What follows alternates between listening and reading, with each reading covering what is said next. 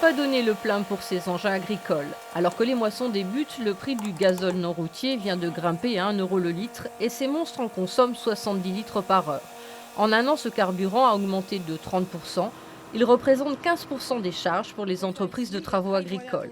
Alors cet été, cette patronne doit trouver des solutions. Aujourd'hui, je dois baisser mon salaire pour pouvoir faire face à cette augmentation. On met des choses en place. Ça fait plusieurs années que une fois par an, on fait des stages à nos chauffeurs pour qu'ils apprennent à conduire en économisant la consommation de fuel.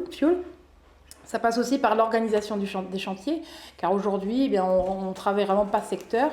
Nous avons 5 machines, donc nous essayons effectivement de respecter certains secteurs pour éviter de se promener le maximum sur les routes. Donc tu as combien d'hectares, tu m'as dit ? 35. 35 hectares, très bien.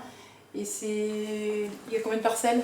Tu sais bien, il y a Verne. Même en tentant de réduire la répercussion de la hausse du carburant à leurs clients agriculteurs, la facture arrive dans un contexte délicat. Le problème un petit peu, c'est qu'on a la double punition, on subit l'augmentation des carburants et en face, nos prix agricoles n'augmentent pas, voire stagnent. Donc évidemment, d'un côté, vous n'avez pas une augmentation de produits, mais vous avez une augmentation de charges, donc vous êtes pénalisé 2 fois.